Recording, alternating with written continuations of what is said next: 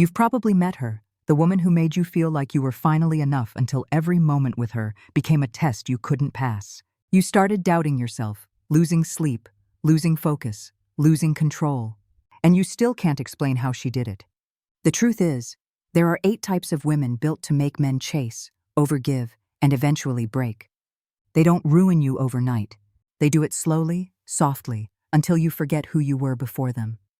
In this video, I'll walk you through every one of them. What they look like, how they think, and how to recognize the danger before it begins. There's something no one tells men about relationships. Manipulation rarely looks like manipulation. It looks like affection, like vulnerability, like someone who just needs a little help. That's how you get hooked. Not through deceit, but through empathy. And the more you care, the deeper she goes. This video isn't about women versus men. It's about seeing the invisible patterns that keep men stuck in emotional quicksand. Because once you understand what's really happening, you can't be played again. If you're ready to see what most men never notice, hit like and subscribe. You're about to gain clarity that changes everything. Tell me in the comments, do you believe manipulation always starts with intention, or can it be unconscious? Keep watching because the first kind of woman we'll uncover hides her control behind something every man misunderstands as love. Number 1, the spendthrift. She doesn't love you. She loves the feeling of spending your money. You'll meet her when you're doing well enough to stand on your own feet, but still trying to build something solid. She'll appear fascinated by your drive, your plans, your ambition. But soon, you'll notice something subtle. Her affection grows only when you're spending. A dinner, a trip, a little surprise that always turns into a statement piece. Every moment of connection comes with a price tag. Spendthrift women speak the language of money as a tool of validation. In their minds, love is not a bond. It's a transaction that must constantly prove itself through gifts, indulgence, and upgrades. They don't say, "I care for you." They say, "If you cared, you would." And each time you comply, you unknowingly step deeper into her design, a cycle of guilt and reward that makes you equate generosity with worth. At first you tell yourself it's normal. After all, you want to give to make her happy. But giving becomes expectation. Expectation becomes pressure, and pressure becomes resentment. She will not stop because it's never about the object. It's about control. The spendthrift tests your limits to measure your devotion. Every time you say yes, you teach her how far she can push. You'll start to feel it. That silent dread when your phone buzzes with her message, knowing it means another little thing she really needs.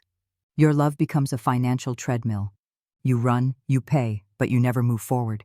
Here's the truth most men learn too late. A woman who only knows how to receive will never know how to value. She doesn't want a partner. She wants an ATM with emotions. And when the account runs dry financially or emotionally, she'll simply move on to the next source of love. When a woman's affection depends on what you give, not who you are, you're not in love. You're being drained slowly, quietly, completely. And number 2, the liar. Every lie, no matter how small, leaves a scar. And the worst kind of liar isn't the one who invents stories. It's the one who bends reality just enough to make you question your own. At first, she seems honest. She shares little confessions to appear transparent. Stories about her past, her crazy ex, the struggles she's finally over. But you'll start to notice details that don't align. Timelines shift. Stories change. You'll catch her contradicting herself, and when you point it out, she'll laugh, accuse you of overthinking or worse, make you feel guilty for noticing. That's how the trust assassin operates. She kills your confidence one doubt at a time. You start wondering if you're too sensitive, too paranoid, too demanding. Meanwhile, she hides behind charm and emotional appeal, mastering the art of the half-truth. She'll tell you enough to sound sincere, but never the full picture. Because full honesty removes her control. A relationship built on half-truths becomes a battlefield of confusion. You'll start checking her words against her actions, her phone against her promises. And each time you confront her, she'll shift the spotlight. Suddenly, it's your fault for not trusting her. You'll apologize, not because you're wrong, but because you're tired. That's how lies work. They don't explode. They erode. And when you realize you can't tell what's real anymore, it's already too late. You've been emotionally disarmed. The liar thrives in your uncertainty. She knows that as long as you're busy doubting yourself, you won't question her. She doesn't crave love. She craves control over your perception. If you ever find yourself rewriting your memories to make her story make sense, stop. Truth doesn't need your defense. A woman who values honesty won't make you feel insane for asking for it. If you start doubting your memory more than her story, walk away. Because when trust dies, love doesn't die with it. It turns into fear. And living in fear of the person you love isn't romance.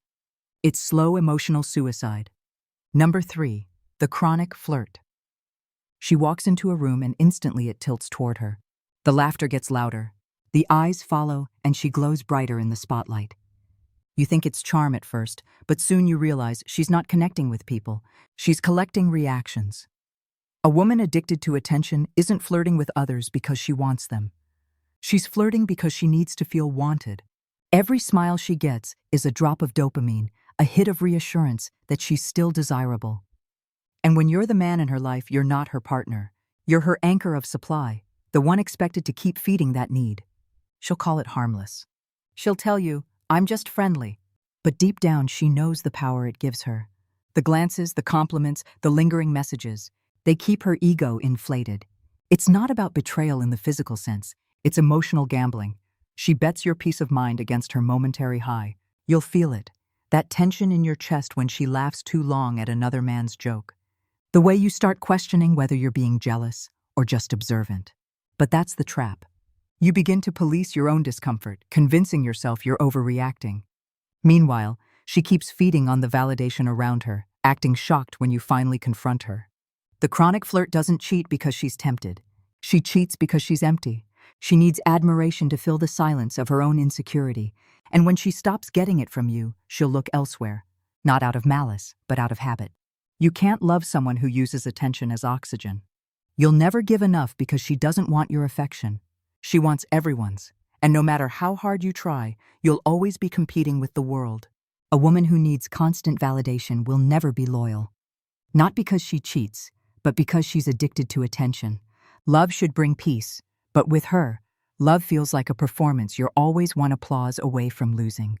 Number 4, the materialistic woman. With her, love is never about connection. It's about conversion. Every moment, every gesture, every conversation eventually circles back to value. Not emotional value, but material worth. She doesn't ask how your day was. She asks how much your day made. You'll notice it early, but mistake it for ambition. She'll talk about standards, security, and comfort. Words that sound reasonable until you realize they're all synonyms for money. To her, affection is a form of currency, and relationships are marketplaces. You pay in effort, time, and gifts. She repays you in attention, intimacy, and temporary warmth. It's a trade, not a bond. The danger with women like this isn't their greed, it's their emptiness. They measure love in possessions because they've never felt anything deeper. When they say, I just want to feel safe, what they really mean is, I want guarantees. And guarantees in their world are bought, not built. She'll praise you when you give and withdraw when you don't. Her moods fluctuate with your wallet. When you're generous, she's affectionate. When you slow down, she turns cold. The warmth you thought was love is conditional, powered by transaction, not connection. What makes it worse is how easy it is to fall for. Because giving feels good, it feeds your instinct to provide. You'll think you're showing love, but what you're really doing is paying rent in someone else's illusion of security. Over time, you'll sense the hollowness, the silence after a gift is unwrapped, the lack of gratitude that follows your efforts. You'll start to realize that no amount of money can buy the one thing she's incapable of giving. Emotional reciprocity. You can't buy love, but she'll make you believe you can until your wallet is empty and your soul follows. When a woman values things over people, she will eventually trade you for a better offer. Because in her world, love isn't sacred, it's negotiable. And you're just the current bid. The awakening comes when you finally stop trying to prove your worth through what you can give. Because real connection doesn't come with receipts, it comes with respect. Number 5, the what's mine is mine type. You'll recognize her by how quickly everything becomes about her. Her needs, her plans, her comfort. She might call it independence, but what it really is selfishness dressed up as self-love. At first, it's refreshing. She seems confident, assertive, strong. But once you get close, that confidence turns into territory. Every part of your relationship exists to serve her. This kind of woman believes in equality. As long as she's winning, she'll expect your time, your effort, your loyalty, and your emotional support. But when it's her turn to reciprocate, she suddenly becomes too busy, too tired, or not good at expressing emotions. You'll start giving more just to keep the peace. And without realizing it, you'll find yourself in a one-way relationship where compromise only flows in one direction. She'll use guilt as her currency. If you ever ask for something back, attention, empathy, or simply balance, she'll twist it into selfishness on your part. "Why can't you just support me?" she'll say, while never noticing that you've been doing exactly that all along. The more you give, the more invisible you become. Your kindness doesn't inspire her, it enables her. Soon, you'll be walking on eggshells, trying not to disrupt her comfort. You'll apologize for being tired. You'll justify her coldness. You'll convince yourself that maybe this is what maturity looks like. Two people focusing on their own needs. But deep down, you'll know you're slowly disappearing. Love cannot survive when one person is always taking and never giving. It suffocates under imbalance. And with her, imbalance is the foundation. She doesn't want partnership. She wants submission disguised as devotion. You'll feel the exhaustion long before you admit it. That quiet ache of knowing you're investing in something that gives you nothing back. And one day it will click. This isn't love, it's servitude. Love can't breathe when it's one-sided, and with her, it always is. When you finally stop feeding her sense of entitlement, she'll call you selfish. Let her. Because in truth, you've just remembered how to protect your own peace. Number 6. The insecure woman. At first, her need for reassurance feels sweet, even flattering. She wants to know where you are, who you're with, what you're doing. You tell yourself it's because she cares. But soon, you'll notice it's not curiosity, it's control. Every question hides a fear. Every fear becomes a rule, and every rule quietly reshapes your life. The insecure woman doesn't build walls to keep others out. She builds cages to keep you in. Her mind is a battlefield of comparisons. Every woman she sees is a threat. Every compliment you give is a potential betrayal. You'll start defending yourself for things you haven't done, apologizing for feelings you've never had. She'll say, "I just need to feel secure." But what she really means is, "I need you to shrink so I can breathe." Her love comes with surveillance. She'll scroll through your phone, dissect your messages, monitor your tone. When you reassure her, she'll calm down for a moment. But the peace never lasts, because insecurity can't be satisfied. It only resets. What she seeks isn't truth, it's control over her anxiety, and she'll use your loyalty as the cure. What begins as tenderness soon becomes tension. You'll feel the air grow heavy around her questions. You'll start hesitating before answering your phone, not because you're hiding anything, but because you know she'll read meaning into every pause. Slowly, your world narrows until all that matters is keeping her calm. That's not love, that's captivity. Here's the painful truth. You can't fix someone's insecurity by proving your innocence. Because the problem isn't your actions, it's her fear. And no amount of love can heal a mind that feeds on doubt. You'll try to save her, to show her she's safe. But she'll only pull you deeper into her storm until one day you'll realize you've become her evidence, not her partner. You can't save someone who's drowning in their own fear. They'll only pull you under. When love becomes a constant defense, you're no longer in a relationship. You're serving a sentence, and the only way out is to stop apologizing for things you didn't do and start reclaiming your peace. Number 7. The narcissist. She shines so bright at first that you mistake her glow for warmth.